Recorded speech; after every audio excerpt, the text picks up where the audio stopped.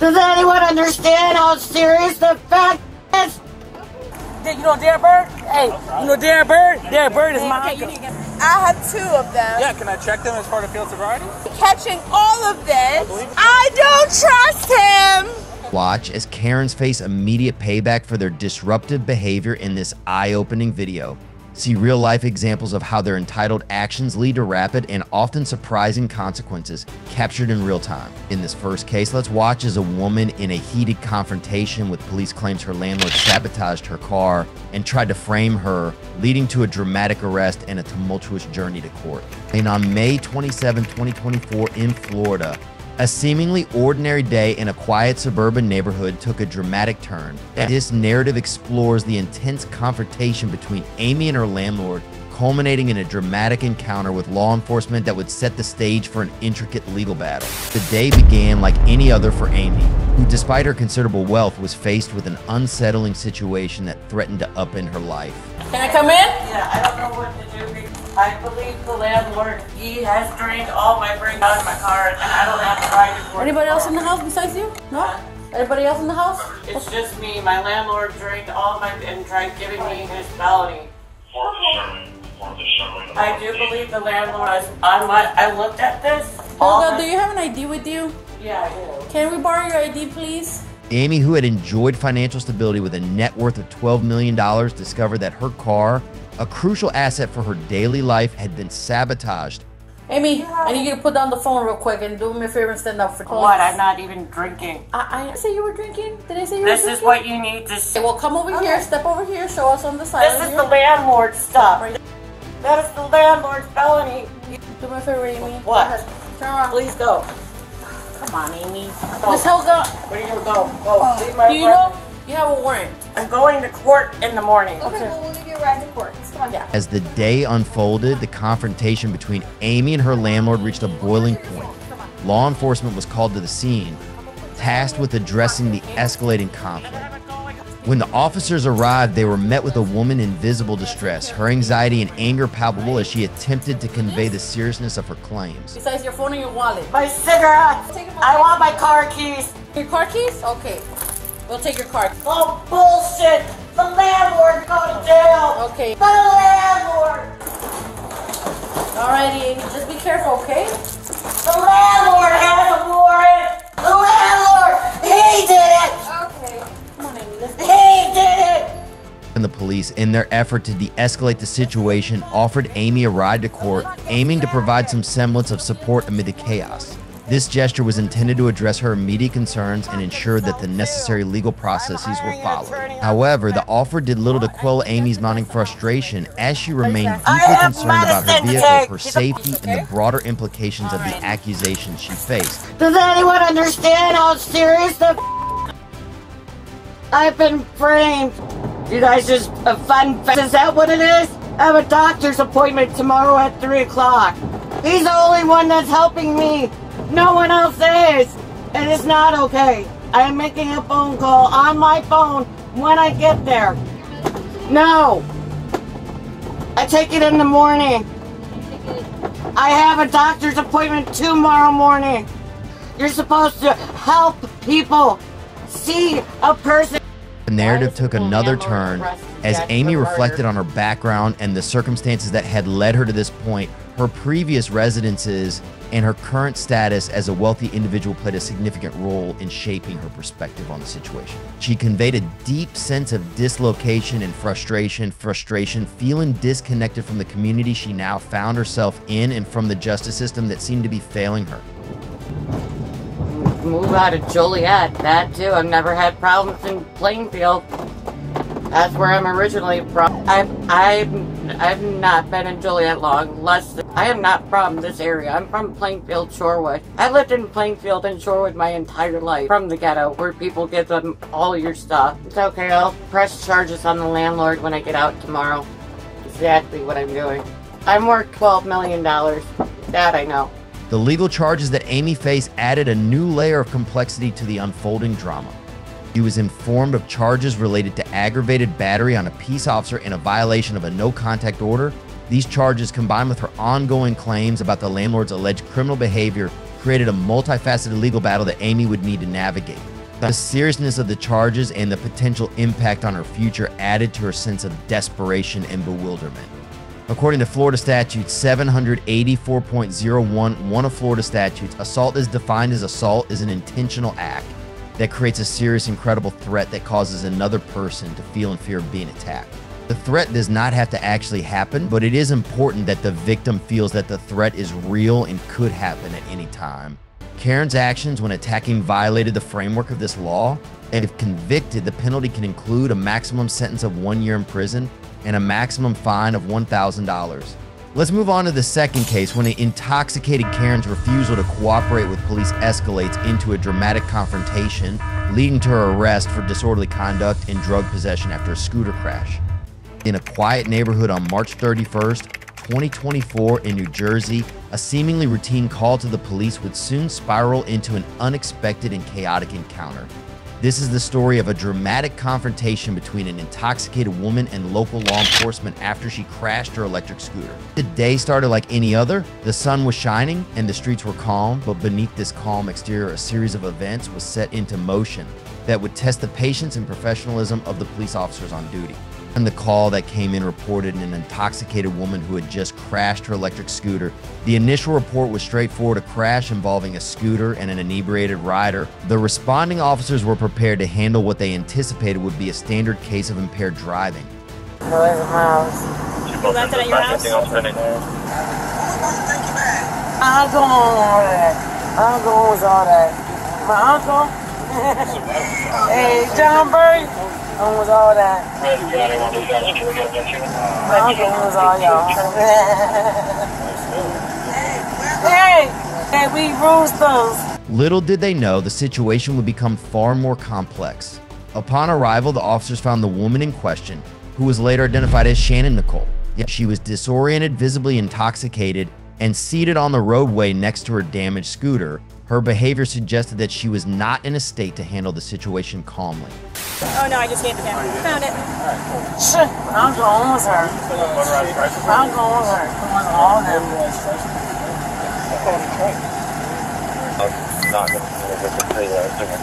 Man, we roosters. How old are you? Where you at? 38 years old. 38? 38. I'm a grown ass woman. Shannon, this is best saying that you're not injured, okay? You seen that though, right? The officers approached Shannon with a series of routine questions, aiming to ascertain or ascertain her condition and gather essential information. Despite their attempts to assess her injuries and get her identification, Shannon appeared increasingly uncooperative, and she stubbornly denied being hurt and resisted providing her personal details, causing a growing sense of frustration among the officers. I got a whole ID. I got a driver's license and everything, baby. Yeah, I know. You don't know. Yeah, weird. Was it Shannon? Yeah, Shannon Nicole. Awesome. Yeah. Hey, Shannon. My name is Shannon. I didn't do shit. Okay, well, you crashed into something. Nothing. Not that I can see. Yeah. What I crashed into, baby? Nothing. Baby. Southbound. Baby. If I could just have you when we do baby. Hager. Yeah. Intersection. Hey, better tell her. I ain't crashing into this shit, baby. Yeah.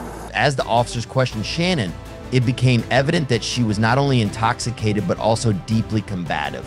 And her responses were erratic, and her insistence that she had not crashed the scooter seemed to contradict the evident damage in her own disheveled state. The officers, trained to handle such situations with patience, tried to keep the conversation focused and professional. No matter. I ain't got nothing to do with that. I don't have nothing to do with that. I have nothing to do with that. I have nothing to do with whatever is going on. Say, oh, yo, I have nothing to do with that.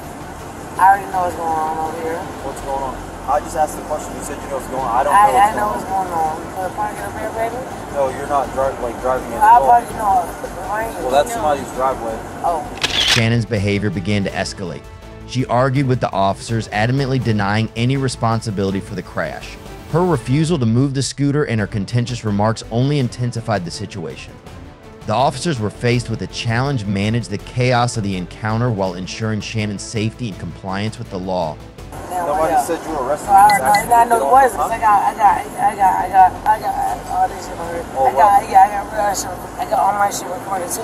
Okay, so Shannon Nicole. Africa, right over here. So Shannon, I just asked if you could step out of No, I'm whatever this gonna is. No, this isn't him. That's what this is. Oh, it's a fucking rhino? Oh my god, it's Turn on. You got a fucking headache.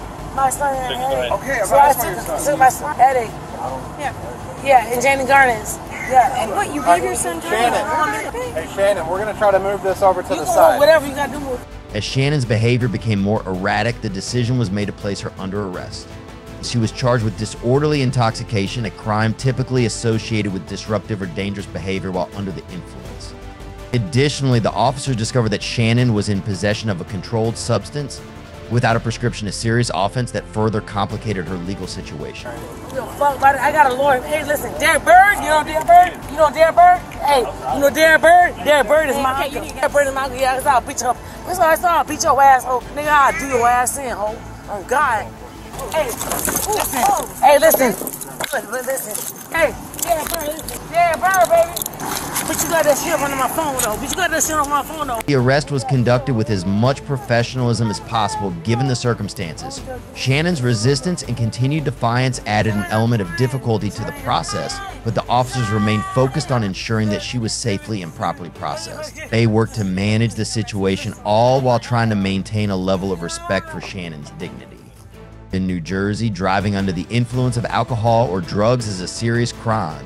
According to New Jersey law 39-450, driving under the influence, if a driver's blood alcohol level back exceeds 0.08%, or if they are under the influence of drugs, they can be charged with driving under the influence, DI. Karen's drunk driving behavior violated the scope of this law. Penalties can include fines, driving bans, and jail time. In addition, violators may be required to attend drug treatment programs. According to New Jersey Code 2C33-2, disorderly conduct is defined as conduct that causes a public disturbance, including conduct that causes a disturbance or public disorder, such as making excessive noise, arguing loudly, or acting indecently in public areas. Disorderly conduct in New Jersey is considered a disorderly person's offense. The penalty she faces could be a fine of up to $1,000 in imprisonment for up to 6 months. In our final case, let's see how a routine traffic stop turns into a dramatic confrontation with an uncooperative Karen who challenges the officer, leading to her arrest and multiple charges. And on September 11, 2021, with a routine traffic stop in Florida that rapidly escalated into a high-stakes confrontation, this story underscores the unpredictability of law enforcement encounters and the profound impact of individual actions on the course of legal proceedings. Let's explore how a simple traffic stop transformed into a dramatic legal saga. As the officer approached the vehicle, the driver, a woman known as Karen, appeared initially compliant. However, her demeanor soon shifted. She became visibly frustrated, anxious, repeatedly asserting that she was simply trying to go home and that she had not been drinking. Her insistence on her innocence was marked by increasing agitation, and her communication began to reflect a growing sense of discomfort and distress. I see your hand. I'm not gonna be a bad person. That's good. I tell the truth. I'm an honest and regular human being who tells, and I don't want to get in trouble. I just want to go home. Wait, I didn't even drink out here. I just came to pick up my friend. I just want to go home. I just want to go home. I didn't stop you, ma'am. I don't know why they stopped you. No, you didn't stop me.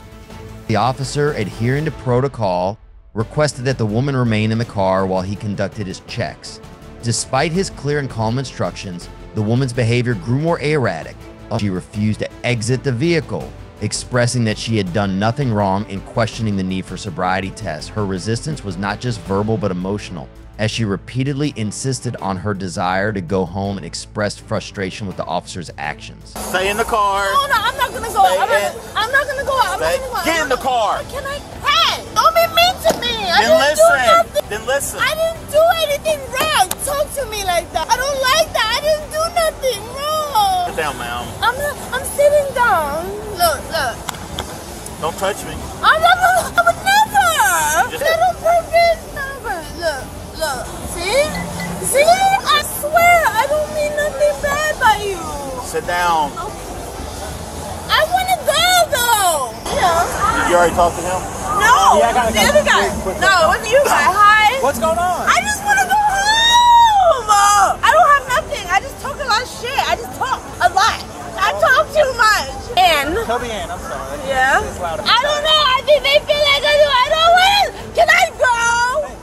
officer explained the necessity of field sobriety tests, a standard procedure in situations where impaired driving is suspected. The woman's resistance only intensified.